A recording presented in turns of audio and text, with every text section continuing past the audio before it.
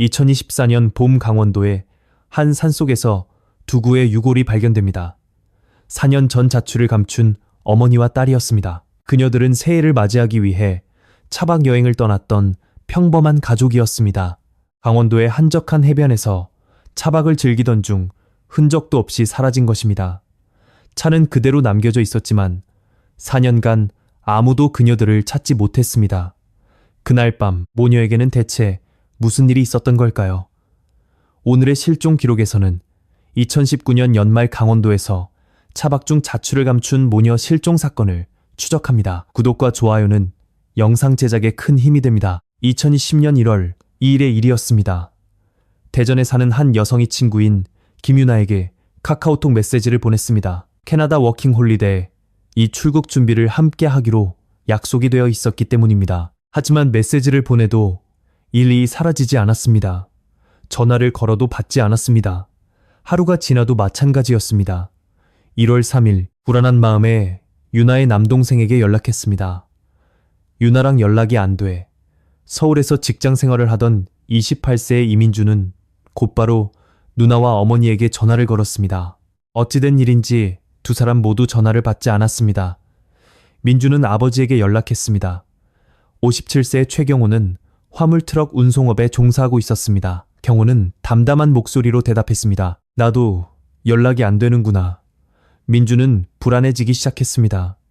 어머니와 누나가 함께 여행을 떠난 것은 알고 있었습니다. 연말연시에 차박을 간다고 했었습니다. 하지만 3일이나 아무런 연락이 없었습니다. 1월 4일 오전 가족은 대전의 한 경찰서에 실종 신고를 했습니다. 54세의 박정숙과 31세의 김유나, 함께 여행을 떠난 두 사람이 사라진 것입니다. 경찰은 즉시 모녀의 마지막 위치를 추적하기 시작했습니다. 휴대폰 기지국 기록을 확인했습니다. 마지막 신호가 잡힌 곳은 강원도였습니다. 하지만 이상한 점이 있었습니다. 두 사람의 휴대폰은 모두 2019년 12월 31일 밤 10일시경을 마지막으로 신호가 끊겨 있었습니다. 동시에 전원이 꺼진 것이었습니다. 그 이후 아무런 기록도 없었습니다. 민주는 혹시나 하는 마음에 어머니의 카카오 스토리를 확인했습니다. 12월 31일 오후에 올라온 사진이 있었습니다. 딸과 함께 바다가 보이는 곳에서 찍은 사진이었습니다. 위치 정보가 남아 있었습니다. 강원도의 한 해변이었습니다. 민주는 경찰에 이 사실을 알렸습니다. 경찰은 그곳으로 수색대를 파견했습니다. 강원도 해변에 도착한 경찰은 한적한 모래사장을 발견했습니다. 그곳에 흰색 SUV 한 대가 세워져 있었습니다. 며칠은 그 자리에 있었던 것처럼 보였습니다. 차량 번호를 조회하자 박정숙의 명의임이 확인되었습니다. 경찰이 차에 다가갔습니다. 문은 잠겨 있지 않았습니다. 차 안에는 차박용품이 그대로 남아 있었습니다. 접이식 테이블 의자, 조리도구들이 정리되어 있었습니다. 하지만 사람의 소지품은 보이지 않았습니다. 지갑도 휴대폰도 가방도 없었습니다. 경찰은 주변을 수색했습니다. 해변가를 걷고 근처 산까지 뒤졌지만 아무것도 나오지 않았습니다. 발자국도 옷 조각도 흔적은 전혀 없었습니다. 소식을 들은 민준이 서울에서 달려왔습니다. 아버지 경호와 함께 강원도로 향했습니다. 차가 발견된 해변에 도착한 민주는 어머니의 SUV 앞에서 멈춰 섰습니다. 차 안을 들여다보았습니다. 어머니의 담요가 개어져 있었습니다. 누나가 좋아하던 쿠션도 있었습니다. 하지만 정작 두 사람은 어디에도 없었습니다. 경호는 경찰에게 물었습니다. 아내가 왜 여기에 있는 거죠? 이런 곳이 있는 줄도 몰랐습니다. 경찰이 되물었습니다. 사모님께서 자주 오시던 곳이 아닙니까?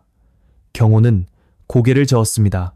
아내가 차박을 좋아하는 것은 알았지만 어디로 가는지는 자세히 몰랐다고. 자신은 일 때문에 전국을 돌아다니고 있으니까요. 최경호는 화물트럭 운전사였습니다.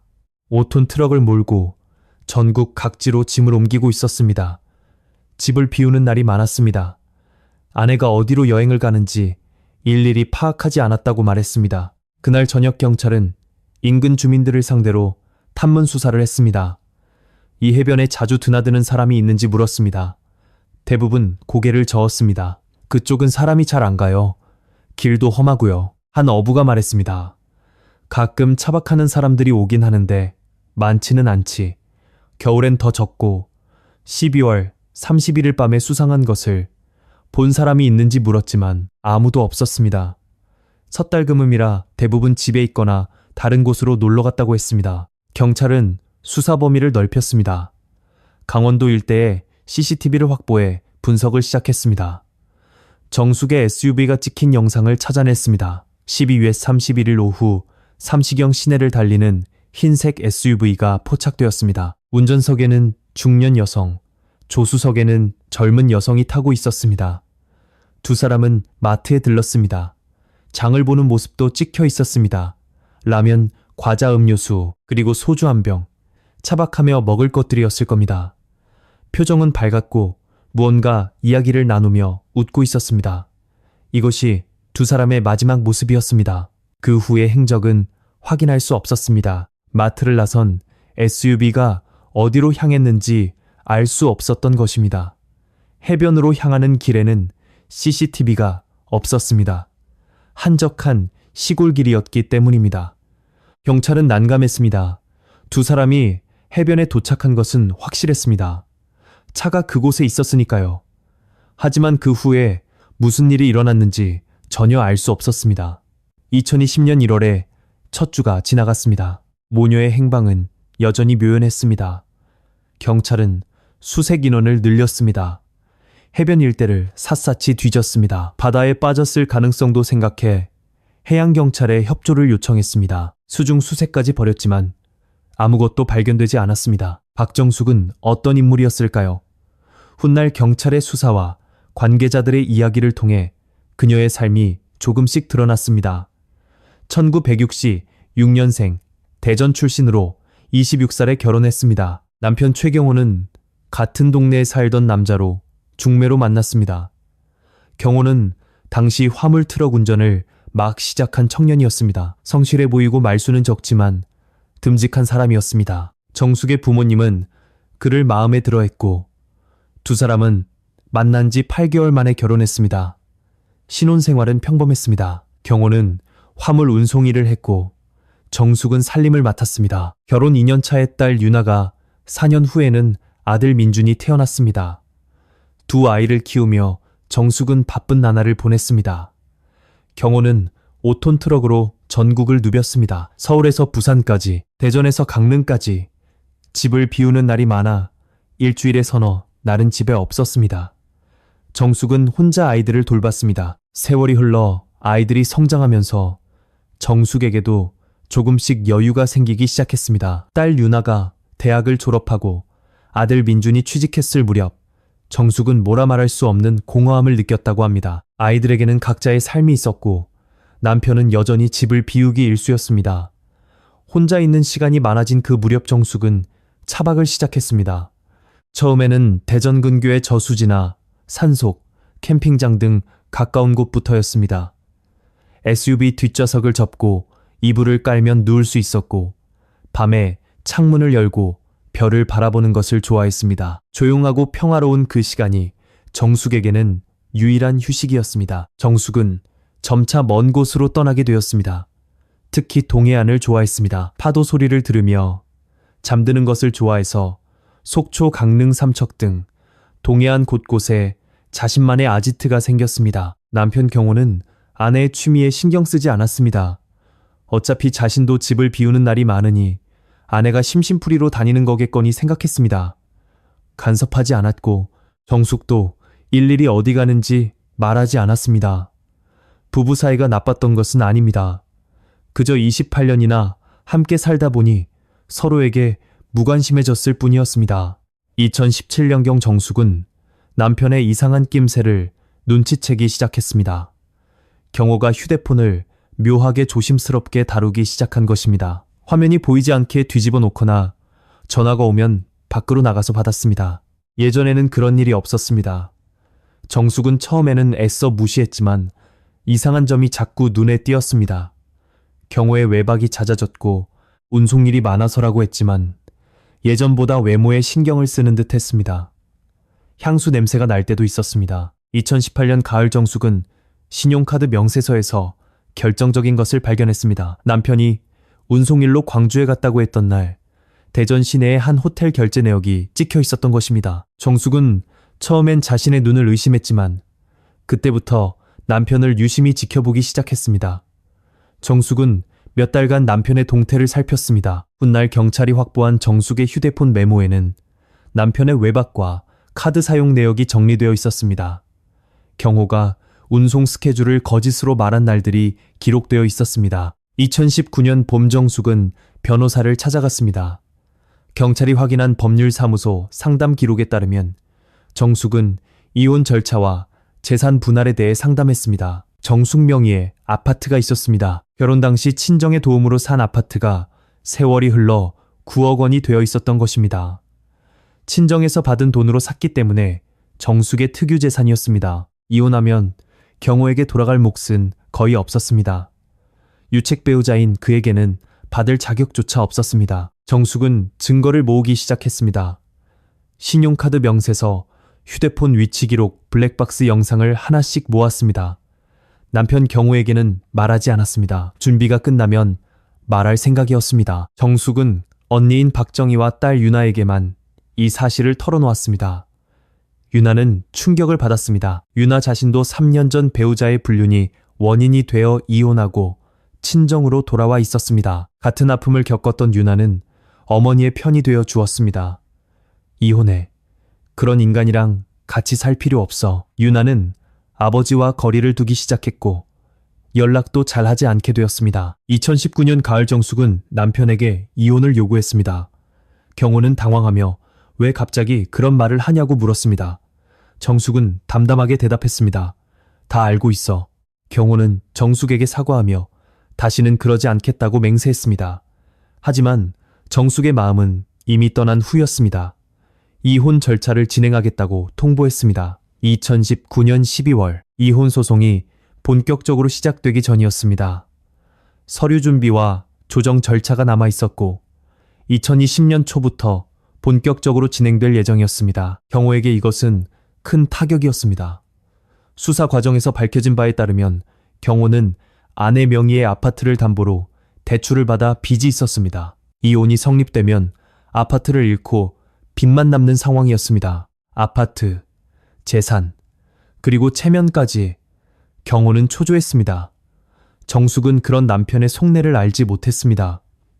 12월 말 유나의 친구인 이지영의 증언에 따르면 딸 유나가 먼저 어머니에게 차박여행을 제안했다고 합니다. 유나는 2020년 9월에 캐나다로 워킹홀리데이를 떠날 예정이었습니다. 출국 전에 어머니와 시간을 보내고 싶다고 했던 것입니다. 평소 어머니의 차박 이야기를 들으며 한번 같이 가보고 싶어 했던 딸이었습니다. 장소는 강원도 해변으로 정했습니다. 정숙이 혼자 자주 찾던 곳이었습니다. 12월 31일 아침, 모녀는 대전을 출발해 강원도로 향했습니다. 새해 첫 해를 바다에서 맞이하기 위해서였습니다. 그것이 두 사람의 마지막 여행이 될 줄은 아무도 몰랐습니다. 차가 발견되자 경찰은 본격적인 수사를 개시했습니다.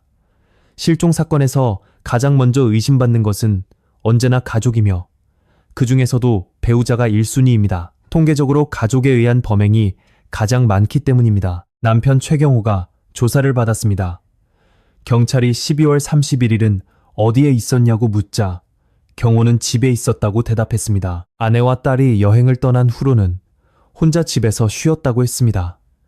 다음 날인 1월 1일도 집에 있었고 2일과 3일은 밀린 집안일을 했다고 진술했습니다. 경찰은 그의 5톤 트럭의 하이패스 기록과 블랙박스를 확인했습니다. 12월 31일부터 1월 4일까지 트럭은 대전에서 한 번도 움직이지 않았습니다. 그 무렵 정숙의 언니인 박정희가 경찰서를 찾아왔습니다. 58세 대전에 살며 동생과 자주 연락하던 사이였습니다. 정희는 수사관 앞에서 동생이 이혼을 준비하고 있었다고 증언했습니다. 남편이 오랫동안 바람을 피우고 있다고 저한테 털어놨어요. 2018년 가을쯤 카드 명세서에서 이상한 걸 봤다고 남편이 광주 간다고 했던 날 대전 시내 호텔에서 결제된 내역이 있었다더군요. 그때부터 동생은 증거를 모으기 시작했고 해가 바뀌면 이혼 절차에 들어갈 생각이었어요. 경찰의 눈빛이 바뀌었습니다. 불륜 중인 남편 이혼을 앞둔 아내, 동기가 생긴 것입니다. 경찰은 다시 경호를 불러 추궁했습니다. 아내분과의 사이는 어땠습니까? 경호는 부부니까 좋을 때도 있고 나쁠 때도 있었죠. 라고 대답했습니다. 경찰이 단도직입적으로 물었습니다. 불륜을 하신 적이 있습니까? 경호는 어이없다는 듯이 부인했습니다. 아내의 오해입니다. 저는 그런 적 없습니다. 화물일로 전국을 다니다 보면 오해받을 만한 일도 있는 거 아니겠습니까? 경찰은 경호의 휴대폰 통화 기록을 확보해 최근 6개월치 기록을 샅샅이 뒤졌습니다. 가족 화물 운송 거래처 동료, 의심스러운 여성과의 통화 내역은 없었습니다. 메시지나 카톡 내용도 확인했지만 업무 연락과 가족과의 대화뿐이었습니다. 경찰은 정의가 언급한 신용카드 명세서도 확인했습니다. 하지만 2018년 가을의 명세서는 보관기간이 지나 확인이 어려웠고 최근 6개월간의 명세서만 확보할 수 있었습니다. 주유소, 휴게소, 식당마트, 전국을 누비는 화물 운송업자의 평범한 이용 내역이었습니다. 호텔이나 유흥업소 결제는 한 건도 없었습니다. 차량에 대한 정밀 감식도 이루어졌습니다. 국립과학수사연구원 국과수에 의뢰해 모녀의 SUV 내부를 정밀 분석했습니다. 혈흔이나 제3자의 지문 범행의 흔적을 찾았습니다. 아무것도 검출되지 않았습니다. 차 안은 너무나 깨끗했습니다. 현장도 마찬가지였습니다. 차박 용품이 놓여있던 자리, 테이블과 의자는 가지런히 정돈되어 있었습니다. 황급히 도망치거나 다툰 듯한 흔적은 어디에도 없었습니다. 누군가 의도적으로 현장을 정리한 것처럼 보이기도 했지만 그것은 어디까지나 추측이었습니다. 차박을 마치고 정리를 한 뒤 산책을 나갔다가 사고를 당했을 가능성도 배제할 수 없었기 때문입니다. 경찰은 다른 가능성도 검토했습니다. 해안 절벽에서 실족했을 가능성, 바다에 빠졌을 가능성, 스스로 목숨을 끊었을 가능성, 해양경찰의 요청으로 인근 해역을 수색했지만 아무것도 발견되지 않았습니다. 근처 산등산로도 뒤졌지만 마찬가지였습니다. 언니의 증언은 있었지만 그것만으로는 불충분했습니다. 남편의 트럭은 움직이지 않았고 통화 기록에도 의심스러운 점이 없었으며 현장에는 물적 증거가 없었습니다. 정황 증거는 있어도 결정적인 증거가 없었던 것입니다. 2020년 2월 수사는 사실상 중단되었습니다. 모녀는 실종자로 처리되었고 미제 사건으로 남았습니다. 수사가 중단된 후에도 경호는 포기하지 않았습니다. 수시로 경찰서를 찾아와 새로운 단서가 없는지 묻고 수사관에게 어떻게든 아내와 딸을 찾아달라고 호소했습니다. 지역사회에도 정보를 구하는 전단지를 돌렸습니다. 실종자를 찾는 현수막을 내걸기도 했습니다. 서울에서 직장 생활을 하던 아들 민준도 틈틈이 대전에 내려왔습니다. 아버지와 함께 강원도 일대를 돌며 마을 사람들에게 사진을 보여주고 본 적이 없는지 물었습니다. 1년이 지나고 2년이 지나도 아무런 정보가 없었습니다. 그래도 부자는 포기하지 않았습니다. 민주는 훗날 경찰 조사에서 당시를 이렇게 회상했습니다. 아버지는 정말 힘들어 하셨어요. 수색하러 갔다가 숙소에서 밤에 혼자 우시는 걸 봤습니다. 아버지가 그렇게 우시는 건 처음 봤어요. 경호는 주위 사람들에게 아내와 딸이 어디 있는지 모르겠다. 살아만 있었으면 좋겠다고 말했습니다. 무언가 잘못한 게 있다면 사과하고 싶다고도 했습니다. 그 말을 들은 사람들은 가족을 잃고 비탄에 빠진 가장을 안타깝게 여겼습니다. 그렇게 4년이 흘렀습니다. 모녀의 행방은 여전히 묘연했고 사건은 사람들의 기억 속에서 점차 잊혀갔습니다. 2024년 4월 12일 강원도 북부의 한산속도로 공사 현장. 확장 공사를 위해 산비탈을 깎던 포크레인이 갑자기 멈췄습니다. 운전기사가 기묘한 것을 발견했기 때문입니다. 흙 속에서 드러난 하얀 물체, 처음에는 동물의 뼈라고 생각했습니다. 산속에서 죽은 멧돼지나 고라니의 사체는 종종 발견되기 때문입니다. 하지만 자세히 보니 아니었습니다. 사람의 두개골이었습니다. 공사는 즉시 중단되었고 경찰에 신고가 들어갔습니다. 강원경찰청 형사들이 현장에 도착했습니다. 그 중에는 강동철도 있었습니다. 52세 형사로 20년 이상 일해온 베테랑이었습니다. 경찰은 조심스럽게 발굴 작업을 시작했습니다. 두개골이 발견된 지점을 중심으로 흙을 걷어냈습니다. 한 구만이 아니었습니다. 약임 떨어진 곳에서 또 다른 유골 한 구가 나왔습니다. 두 구의 유골이 나란히 묻혀 있었던 것입니다. 유골과 함께 다른 것들도 발견되었습니다. 썩어서 형태를 알아볼 수 없게 된 가죽 지갑 2개 녹슨, 금속 부품, 그리고 흑투성이인 휴대폰 2대. 강동철은 현장을 둘러보며 생각에 잠겼습니다. 이 깊은 산속에 두 구의 시신이 나란히 묻혀 있다는 것. 그것은 우연한 죽음이 아님을 의미했습니다. 누군가 의도적으로 이곳에 묻었다는 것입니다. 유골은 국립과학수사연구원으로 보내졌습니다. 신원 확인을 위한 DNA 감정이 이루어졌습니다. 지갑에서 나온 신분증은 손상이 심해 판독이 어려웠습니다. 휴대폰도 4년 이상 흙 속에 묻혀 있었기 때문에 전원이 켜지지 않았습니다. 2주 후 국과수에서 결과가 나왔습니다. 대조 결과 두 구의 유골은 2020년 1월에 실종된 박정숙과 김유나로 확인되었습니다. 4년 전 강원도 해변에서 사라졌던 바로 그 모녀였습니다. 강동철은 그 이름을 기억하고 있었습니다. 4년 전 실종 사건, 당시 수사에 참여했었기 때문입니다. 그때는 증거가 없어 미제로 남길 수밖에 없었습니다. 경찰은 유골의 상태를 정밀 분석했습니다. 쌓인 스인을 특정하기는 어려웠습니다. 4년이라는 시간이 흘러 연부 조직이 모두 부패했기 때문입니다. 하지만 두 유골 모두 목뼈 주변에서 골절 흔적이 발견되었습니다. 외부에서 강한 압력이 가해졌음을 의미했습니다. 타살 가능성이 짙어졌습니다. 두 사람이 우연히 같은 장소에서 사고로 사망했을 가능성은 거의 없었습니다. 누군가 이 모녀를 살해하고 이 인적 드문 산속에 묻은 것입니다. 강동철은 4년 전의 수사 기록을 다시 꺼내 들었습니다. 당시 수사에서 남편 경호가 의심받았지만 증거 불충분으로 혐의를 입증하지 못했습니다. 트럭은 움직이지 않았고 통화 기록에도 이상은 없었습니다. 경찰은 시신 발견 장소 주변을 조사하기 시작했습니다. 그곳은 차박을 하던 장소에서 약 35km 떨어진 산속이었습니다. 일반인은 거의 찾지 않는 곳이었습니다. 비포장 임도를 한참 들어가야 하는 곳이었습니다. 왜 4년 전 수사에서 이곳을 확인하지 않았을까요? 당시 경찰은 차박 장소 주변과 해안 일대를 중점적으로 수색했습니다. 바다에 빠졌거나 근처에서 사고를 당했다고 생각했기 때문입니다. 아무도 수십 킬로미터나 떨어진 이 산속까지 수색하지 않았습니다. 강동철은 새로운 방향으로 수사를 진행하기로 했습니다. 범인이 시신을 이곳으로 옮겨 묻었다면 차를 이용했을 가능성이 높다. 이 외딴 산길까지 도보로 두 구의 시신을 옮기는 것은 불가능에 가깝기 때문입니다. 경찰은 시신 발견 장소로 진입할 수 있는 도로를 조사했습니다. 임도 입구에 폐업한 주유소가 있었습니다. 4년 전에는 영업하던 곳입니다. 경찰은 주유소 주인을 수소문해 당시 CCTV 영상이 남아있는지 확인했습니다. 주인은 2022년에 폐업하면서 CCTV 기록 장치를 창고에 보관하고 있었다고 말했습니다. 오래된 거라 작동할지는 모르겠네요. 경찰이 기록 장치를 확보해 분석을 의뢰했습니다.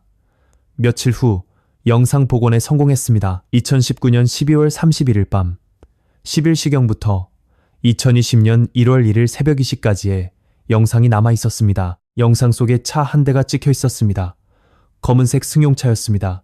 12월 31일 밤 11시 42분 주유소 앞을 지나 임도 방향으로 진입하는 장면, 그리고 1월 1일 새벽 1시 53분 같은 차가 반대 방향으로 빠져나가는 장면. 약 2시간 동안 그 산속에 있었던 셈입니다. 강동철은 영상을 반복해서 보았습니다. 운전자의 얼굴은 식별할 수 없었습니다. 하지만 번호판은 읽을 수 있었습니다. 경찰은 차량 번호를 조회했습니다. 소유자가 확인되었습니다. 최경호가 아니었습니다. 전혀 다른 사람의 이름이 나왔습니다. 강동철은 고개를 갸웃거렸습니다. 이 차의 소유자와 실종 사건에 무슨 관계가 있는 걸까? 수사는 새로운 국면을 맞이하고 있었습니다. 재수사가 시작되자 경찰은 최경호의 경제 상황을 철저히 파헤쳤습니다. 아파트 등기부 등본에는 근저당권이 설정되어 있었습니다. 2017년 3월 1억 2천만 원의 담보대출. 대출 명의는 정숙이었지만 실제로 돈을 쓴 것은 경호였습니다. 화물 운송 사업을 확장한다며 아내를 설득했던 것입니다. 사업 확장은 실패했고 그 돈은 어디론가 사라졌습니다. 그뿐만이 아니었습니다. 제2금융권과 사채를 합쳐 약 8천만 원의 부채가 추가로 확인되었습니다. 경호는 아내 몰래 빚더미에 올라 있었던 것입니다. 보험도 있었습니다. 2005년에 가입한 종신보험, 피보험자는 정숙 사망 시 보험금은 3억 원, 수령인은 남편 최경호였습니다. 경찰은 계산을 해보았습니다. 이혼하면 아파트는 아내의 특유재산이므로 한 푼도 못 받고 빚만 남습니다. 아내가 사망하면 상속분 약 3억 8천만 원과 보험금 3억 원, 빚을 모두 갚아도 5억 원 이상이 손에 남는 계산이었습니다. 동기는 충분했습니다. 경찰은 아들 민준을 다시 불렀습니다. 부모님 사이에 문제는 없었는지, 이혼 이야기를 들은 적은 없는지 물었습니다. 민준은 전혀 몰랐다고 대답했습니다. 경찰의 언니 정희의 증언 내용을 전했습니다. 아버지의 불륜, 어머니의 이혼 결심. 민준은 한동안 아무 말도 하지 못했습니다. CCTV에 찍혔던 검은색 승용차, 차량 번호 조회 결과 소유자는 김철수였습니다. 54세, 경호와 같은 화물 운송 조합에 소속된 동료였습니다. 강동철은 김철수를 찾아갔습니다. 철수는 경찰이 왜 왔는지 몰라 의아한 표정을 지었습니다. 강동철이 2019년 12월 31일 밤 강원도 산속에서 찍힌 차 사진을 보여주자 철수는 고개를 갸웃거리며 기억을 더듬었습니다. 2019년 12월 말 철수는 전라도에서 대전으로 돌아오던 길에 한 휴게소에 들렀습니다. 커피를 사서 나오는데 낯익은 얼굴이 있었습니다. 최경호였습니다. 같은 조합에 소속되어 10년 넘게 안면을 튼 사이였습니다. 두 사람은 휴게소 벤치에 앉아 커피를 마시며 잡담을 나누었습니다. 연말이라 바빴다는 이야기, 올해도 드디어 끝난다는 이야기. 그러다 경호가 물었습니다. 연말에 차 쓸 일 있나? 철수는 고개를 저었습니다.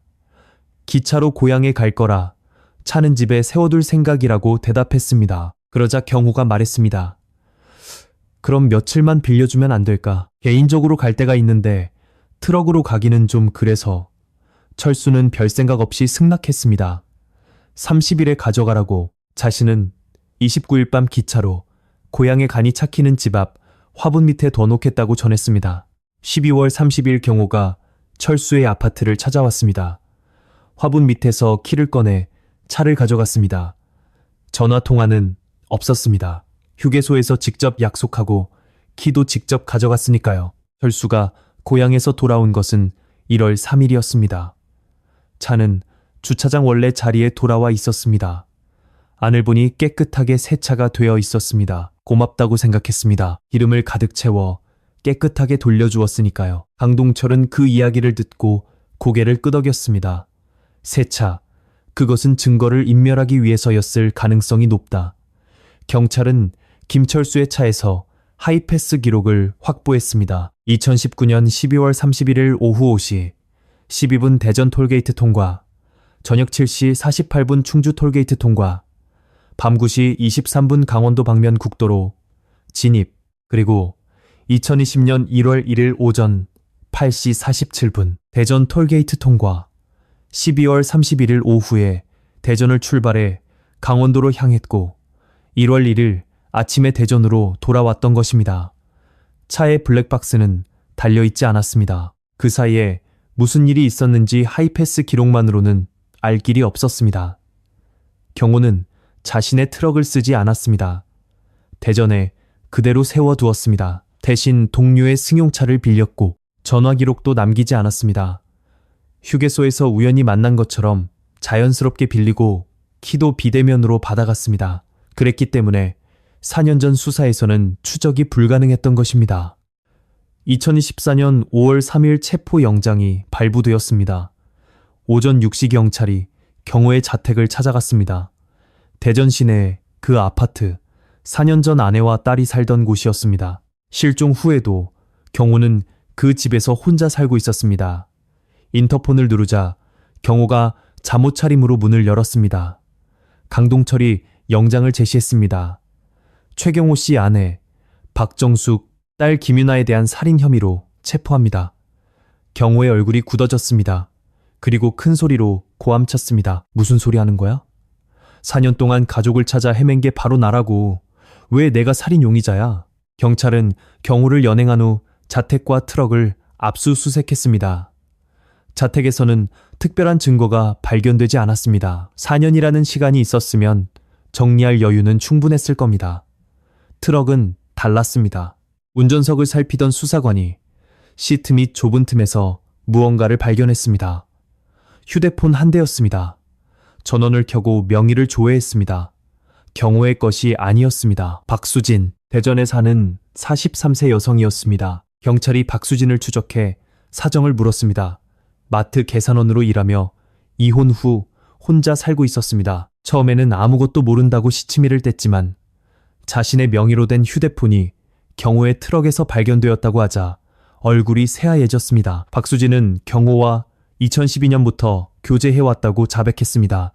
7년간 정의가 증언했던 불륜기간과 정확히 일치했습니다. 박수진의 진술에 따르면 경호는 아내에게 들킬 것을 두려워해 그녀의 명의로 휴대폰 대포폰을 개통하고 그것으로만 연락을 주고받았다고 합니다. 자신의 명의로 된 휴대폰에는 절대 흔적을 남기지 않았다고. 그랬기 때문에 4년 전 경찰이 아무리 통화 기록을 뒤져도 불륜의 증거가 나오지 않았던 것입니다. 경찰은 그 휴대폰을 분석했습니다.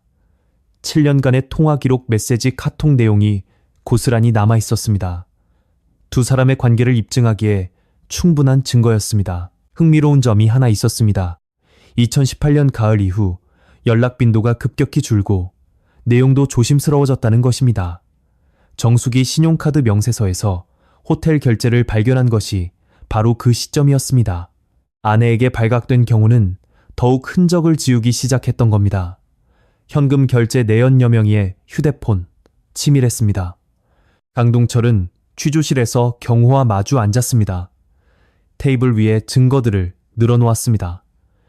내연녀 명의의 휴대폰, 김철수의 차 하이패스 기록, 시신 발견 장소 근처의 CCTV 캡처 사진. 경호는 증거들을 보더니 한동안 말이 없었습니다. 그리고 입을 열었습니다. 변호사를 부르겠습니다. 4년간 가족을 잃고 슬퍼하는 가장으로 살아온 남자. 아들과 함께 강원도를 수색하며 눈물을 흘렸던 남자. 경찰서를 찾아와 아내와 딸을 찾아달라고 호소했던 남자. 그의 알리바이는 무너져 내리고 있었습니다. 재판에서의 경호의 자백을 토대로 그날 밤을 재구성합니다. 2019년 12월 31일 오후 경호는 집에 혼자 있었습니다. 아내와 딸이 차박 여행을 떠난 지 하루가 지난 후였습니다. 오후 4시경 경호는 평소처럼 아내의 카카오 스토리를 확인했습니다. 새로운 게시물이 올라와 있었습니다. 바다가 보이는 해변에서 찍은 사진. 모녀가 나란히 찍은 셀카였습니다. 경호는 사진 속 장소를 바로 알아봤습니다. 몇 년 전 여름, 부부 사이가 아직 좋았을 때 한번 가봤던 곳이었습니다. 아내가 차박을 하고 있으니 일 끝나고 들르라고 해서 찾아갔던 바로 그곳이었습니다. 경호는 재판에서 그 사진을 본 순간 오늘밖에 없다고 생각했다고 진술했습니다. 해가 바뀌면 아내는 이혼 절차를 시작할 것이고 자신에게는 빚만 남을 것이라고. 경호는 전날 손에 넣었던 동료의 차키를 들고 집을 나섰습니다. 오후 5시 12분 대전 톨게이트를 통과했습니다. 밤 9시가 넘어 강원도에 도착했습니다. 가로등 하나 없는 해안도로를 하염없이 달렸습니다. 좁은 포장도로로 들어서자 어둠 속에 바다가 보였습니다. 작은 공터에 흰색 SUV가 세워져 있었습니다. 아는 사람만 아는 숨겨진 차박 명소였습니다. 주위에 민가도 CCTV도 없었습니다. 4년 전 수사에서 경찰이 이 장소 주변을 아무리 뒤져도 차량 통행 기록을 찾아낼 수 없었던 이유입니다. 경호는 공터에서 조금 떨어진 곳에 차를 세웠습니다. 테이블 위 랜턴 불빛 아래에서 아내가 혼자 앉아 술을 마시고 있었습니다. 딸의 모습은 보이지 않았습니다. 경호가 다가가자 아내가 돌아보았습니다. 남편의 얼굴을 본 순간 표정이 굳어졌습니다. 여기까지 왜 왔어? 라고 물었습니다. 경호는 할 말이 있다고 대답했습니다. 아내는 할 말 없으니 돌아가라고 했습니다. 두 사람 사이에 언쟁이 시작되었습니다. 경호는 재판에서 그때 아내를 먼저 살해했다고 진술했습니다. SUV 안에서 잠들어 있던 딸 유나가 밖에서 들려오는 소리에 잠을 깼습니다. 유나가 차에서 내려 공터로 걸어갔습니다. 그리고 그곳에서 쓰러져 있는 어머니를 보았습니다. 경호는 재판에서 딸이 나오는 바람에 계획이 틀어졌다고 진술했습니다. 목격자가 되어버린 이상 선택의 여지가 없었다고. 범행을 마친 후 경호는 현장 정리를 시작했습니다. 먼저 모녀의 휴대폰 전원을 껐습니다. 위치 추적을 피하기 위해서였습니다. 테이블과 의자를 가지런히 정리하고 땅에 흩어진 것들을 주워 담았습니다. 두구의 시신을 몰고 온 승용차에 실었습니다. 그리고 미리 봐두었던 장소로 향했습니다. 차박 장소에서 약 35km 떨어진 산속이었습니다. 예전에 화물을 운송하며 이 근방을 지나간 적이 있어 인적이 드문해진 임도가 있다는 것을 알고 있었습니다. 비포장 임도를 한참 올라갔습니다. 차를 세우고 트렁크에서 준비해온 삽을 꺼내 땅을 팠습니다. 시신을 묻고 휴대폰과 지갑도 함께 넣었습니다. 흙을 덮은 후 낙엽과 나뭇가지로 위장했습니다. 4년 후 유골이 발견된 곳이 바로 이곳입니다. 시신 발견 장소 근처에 폐업한 주유소, CCTV에 승용차가 포착된 것은 그 때문입니다. 차박 장소와는 수십 킬로미터나 떨어져 있었기 때문에 수사 초기 경찰은 이 CCTV를 확인하지 않았던 것입니다. 날이 밝아오기 시작했습니다. 경호는 산을 내려와 세차장에 들렀습니다. 차의 내외부를 깨끗이 씻고 대전으로 돌아왔습니다. 오전 8시 47분 대전 톨게이트를 통과했습니다. 동료의 차를 원래 자리에 돌려놓고 집에 돌아와 아무 일 없었다는 듯이 하루를 보냈습니다. 이틀 후 아들 민준에게서 연락이 왔습니다. 엄마와 누나에게 연락이 닿지 않는다고. 경호는 자신도 연락이 안 된다고 대답하고 경찰에 실종 신고를 했습니다. 그때부터 4년간에 걸친 연기가 시작된 것입니다. 가족을 찾는 남편으로서 엄마와 누나를 찾는 아들의 곁에서 함께 울고 경찰서를 찾아갔습니다. 자신이 범행을 저지르고 시신을 묻은 장소를 알면서도 유골과 함께 발견된 것들 중에는 휴대폰 2대가 있었습니다. 4년 넘게 흙 속에 묻혀 있던 것입니다. 한 대는 정숙의 것, 다른 한 대는 딸 유나의 것임이 밝혀졌습니다. 경찰은 휴대폰을 국과수에 의뢰했습니다. 4년간 흙 속의 습기와 부식을 견뎌낸 것이었습니다. 외관은 심하게 손상되었고 배터리는 완전히 방전되어 있었습니다. 보기에는 데이터 복원이 불가능해 보였습니다. 국과수 디지털 포렌식 팀이 복원 작업에 착수했습니다. 기기를 분해하고 메모리 칩을 추출해 데이터를 복구하는 작업이었습니다. 습기로 인한 부식이 심해 쉽지 않았습니다. 정숙의 휴대폰은 일부 메모는 복원되었지만 다른 것은 모두 실패했습니다. 메모리 칩 손상이 너무 심했던 것입니다. 유나의 휴대폰은 상태가 조금 더 나았습니다. 4개월에 걸친 작업 끝에 몇 개의 파일이 복구되었습니다. 복원된 파일 중에 음성 녹음 파일이 하나 있었습니다. 파일 생성 시각은 2019년 12월 31일 밤 11시 47분, 재생 시간은 18분 23초였습니다. 강동철은 이어폰을 끼고 재생 버튼을 눌렀습니다. 처음 30초가량은 조용했습니다. 유나의 숨소리만 희미하게 들렸습니다. 차 안에서 녹음을 시작한 듯 했습니다. 그리고 멀리서 목소리가 들려왔습니다. 웅성거리는 소리였습니다. 남자 목소리와 여자 목소리가 섞여 있었습니다. 처음에는 무슨 말을 하는지 정확히 알아들을 수 없었습니다. 점차 목소리가 커졌습니다. 언쟁이었습니다. 정숙의 목소리가 먼저 들렸습니다. 여기까지 왜 왔어? 할 말 없으니까 돌아가. 경호는 이혼은 안 된다고 말하고 있었습니다. 두 사람의 언쟁은 점점 격해졌습니다. 이혼 이야기, 돈 이야기, 그동안 쌓였던 것들이 한꺼번에 터져 나왔습니다. 그리고 갑자기 목소리가 끊겼습니다. 정적이 흘렀습니다. 몇 초 후 무언가 움직이는 소리가 났습니다. 유나가 차 문을 여는 소리였습니다. 바스락거리는 발소리. 유나가 차에서 내려 공터 쪽으로 걸어가고 있었습니다. 그리고 유나의 비명이 터져 나왔습니다. 엄마. 엄마. 필사적으로 어머니를 부르는 목소리였습니다. 이미 쓰러져 있는 어머니를 발견한 것입니다. 유나의 울음 섞인 목소리가 들렸습니다. 이게 뭐야? 아빠, 무슨 짓이야? 떨리는 목소리였습니다. 가까이 오지 마라는 유나의 외침, 그리고 울먹이며 애원하는 목소리. 아빠 제발 부탁이야. 그리고 비명. 녹음은 거기서 끝나지 않았습니다. 18분 23초. 끝까지 녹음이 계속되고 있었습니다.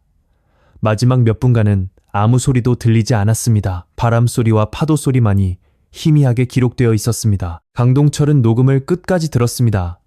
이어폰을 빼고 한동안 아무 말도 하지 못했습니다. 20년 넘게 형사로 수많은 사건을 봤지만 이런 녹음은 처음이었습니다. 이 녹음 파일이 재판의 결정적인 증거가 되었습니다. 2024년 7월 첫 공판이 열렸습니다. 대전지방법원. 경호는 아내 박정숙과 딸 김윤아를 살해한 혐의로 기소되었습니다. 검찰은 범행 동기부터 추궁했습니다. 왜 아내를 살해하려 했냐는 물음에 경호는 이혼하면 저에게는 아무것도 남지 않았기 때문입니다. 라고 대답했습니다. 그것이 사람을 죽일 이유가 되냐는 추궁에는 입을 다물었습니다. 살해 방법을 묻자 목을 졸랐다고 대답했습니다. 왜 목을 졸랐냐는 질문에 경호는 대답했습니다. 피가 남는 게 싫었습니다. 법정이 술렁였습니다. 검찰이 녹음 파일 재생을 요청했습니다.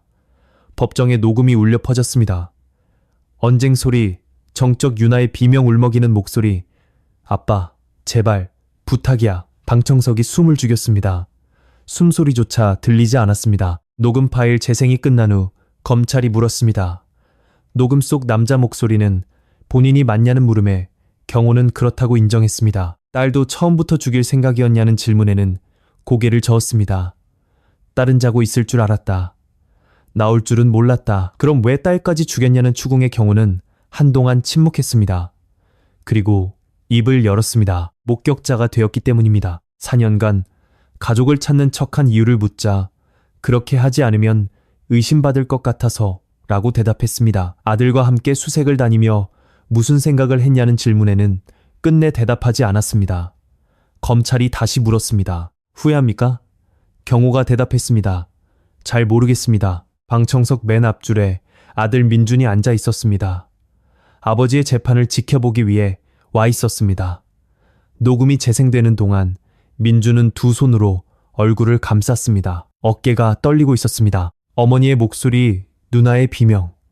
4년간 함께 가족을 찾아다녔던 아버지가 범인이었다는 사실을 법정에서 확인하고 있었습니다. 공판이 끝난 후 민준은 강동철 형사를 찾아왔습니다. 어머니가 왜 자신에게 이혼 계획을 말해주지 않았는지 알고 싶다고.